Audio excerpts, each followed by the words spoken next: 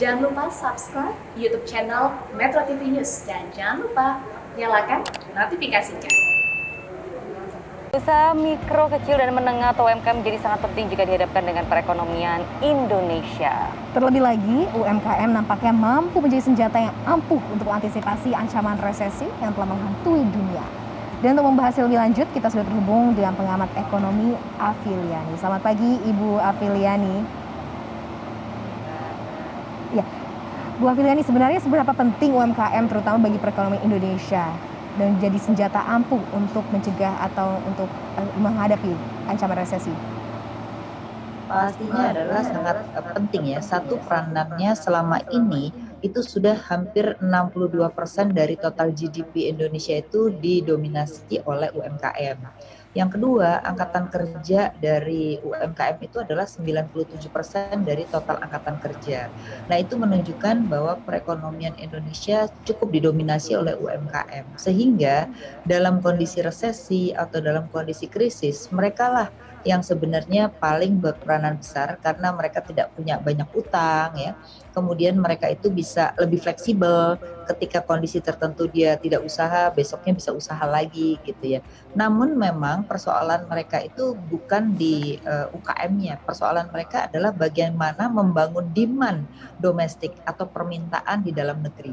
Karena kalau tidak diciptakan permintaan di dalam negeri, maka juga tidak ada artinya mereka berproduksi karena tidak ada yang membeli gitu. Nah, oleh karena itu memang menurut saya dalam menghadapi resesi, mungkin pemerintah perlu menyiapkan itu justru bukan dari supply side-nya, tapi demand side. Jadi bagaimana misalnya pegawai negeri untuk bisa belanja barang domestik ya. Kemudian APBN atau APBD kita juga diharapkan kebanyakan membeli barang-barang domestik dan itu kebanyakan di UMKM. Jadi memang harus dari sisi supply dan demand. Tapi sejauh ini memang dari sisi supply di UMKM-nya sendiri itu lebih survive ya. Memang ada 3 bagian ya, yaitu ada kecil, mikro dan menengah. Nah, yang mikro kecenderungan ini memang subsisten level. Jadi mereka itu berusaha hanya untuk bertahan hidup ya. Jadi mereka belum banyak yang naik kelas ya. Nah, tugas pemerintah selain juga memberikan dari sisi demand, yaitu bagaimana menaikkan kelas daripada mikro menjadi kecil. Lalu yang kecil menjadi menengah dan yang menengah menjadi besar. Nah, ini yang mungkin harus mulai dipikirkan bagaimana skim-skim insentif yang berbeda-beda. Karena setiap sektor itu kebutuhan insentifnya juga berbeda. Tidak bisa satu kebijakan digunakan untuk semua sektor. Nah, ini yang saya rasa perlu diperbaiki agar kenaikan kelas bisa dilakukan. Itu Mbak. Itu yang patut dipahami ya.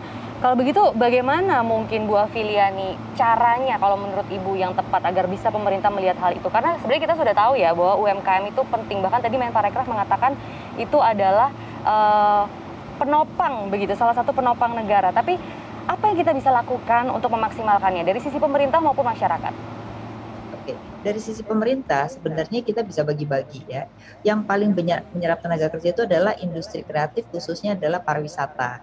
Karena pariwisata itu bisa menghidupi 12 sampai 15 sektor. Nah, yang terjadi saat ini belum terjadi yang namanya ekosistem di dalam pariwisata, sehingga masing-masing ya, transportasi sendiri, akomodasi sendiri. Nah, ini adalah tugas pemerintah bagaimana menjadikan mereka menjadi bagian ekosistem ya, dan ini dilakukan di berbagai negara seperti Korea, Jepang gitu ya.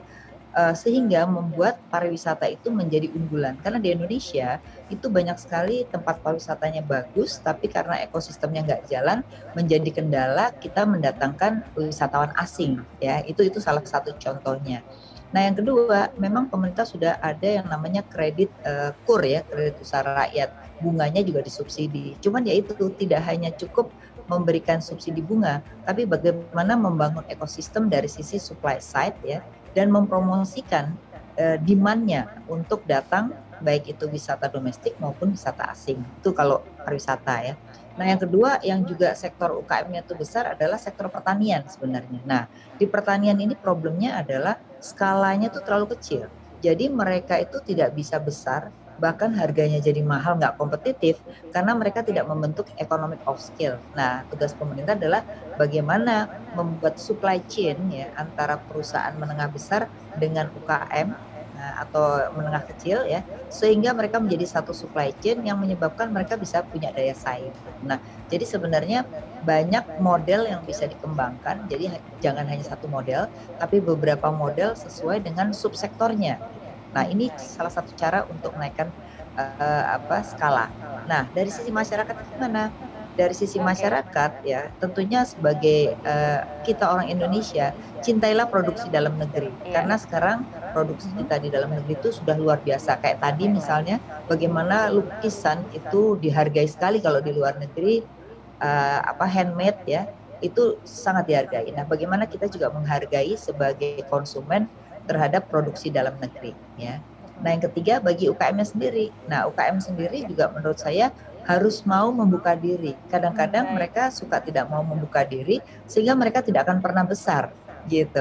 Sehingga kalau ada orang mau masuk investor misalnya, mereka takut diambil gitu ya, sehingga mereka menutup diri. Jadi menurut saya UKM Jadi juga harus kolaborasi membuka itu diri. sebenarnya ya yang harus bekerja bersama-sama dan harus dimaksimalkan di situ. Baik, Ibu Afiliani terima kasih untuk ulasannya sudah berbagi di Selamat Indonesia. Terima kasih Ibu, salam sehat. Dan pemirsa Salam informasi sehat. ya, selamat sehat Ibu.